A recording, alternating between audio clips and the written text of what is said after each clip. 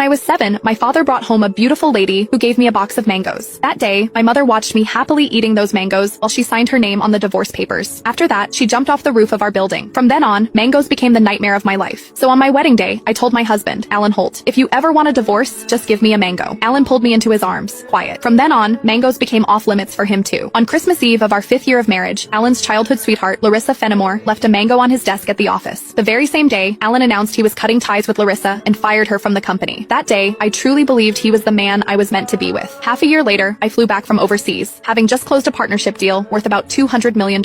At the celebration dinner, Alan handed me a drink. After I had finished half the glass, his so-called childhood sweetheart, the woman who had been kicked out of the company, stood behind me with a big grin and asked, "Does the mango juice taste good?" I stared at Alan in disbelief, and he was trying hard not to laugh. "Don't be mad. Larissa insisted I played a little joke on you. I didn't actually give you a mango. I just gave you a bottle of mango juice. But I think she's right. The fact that you don't eat mangoes is a real problem. You were really enjoying that juice just now." My face went cold. I lifted my hand and threw the rest of the mango juice in his face, then turned around and walked away. Some things are never a joke. I wouldn't kid around with mangoes or divorce. Ms. Mendez, your stomach condition flared up again because of stress and emotional triggers. If there's something you really don't like to eat, you mustn't force it down again. The next time might not just be a stomach ache. We might have to remove part of your stomach. Stay in the hospital for observation for 1 day, and contact your family as soon as you can. When I heard the doctor say that, I went completely quiet. For the sake of a new project, I had been overseas for 39 straight days, working day and night, and I finally made it back in one piece. I never expected that at the celebration dinner, 1 glass of mango juice from Alan would land me right in a hospital bed. Out of habit, I tapped open my pinned chat on WhatsApp, typed 2 words, and then realized something felt off. Looking closely, I confirmed that it was Alan Holt. He had just changed his profile picture. Now, it was a green mango. While I was staring blankly at the chat window, Alan's call came through. He sounded cold. "I'm already home. Where are you?" I said nothing. Any other time, I would soften my voice and act like a spoiled little girl with him. But tonight, I honestly didn't know what to say. Alan sounded annoyed. "Myra, how long are you planning to keep this up?" "I'm at the hospital." Alan went quiet. He had never shown much interest in my health. He would never have guessed that 1 glass of mango juice from him would send me straight to the emergency room. "Stay put at the hospital. I'm coming over right now." I didn't want to deal with him, but my body was so weak that I didn't feel like moving at all. Time dragged by. The doctor came in to check on me 3 different times, and Alan still didn't show up. Right before I went to sleep, I glanced at my phone one last time and saw Larissa Fenimore's new post on her social feed. Every time I get hurt, my knight in shining armor shows up. I'm so lucky. The picture under it was a shot of Alan putting a bandage on her. Larissa's profile picture was a yellow mango. It was pretty, but it made me sick. Alan and I had known each other for 10 years, and he had always known exactly where my bottom line was. After so many years in business, he also knew perfectly well how to keep a proper distance from other women. But now, he kept crossing that line again and again. In that case, our marriage and the newest project I had negotiated no longer needed to exist. I had closed a $200 million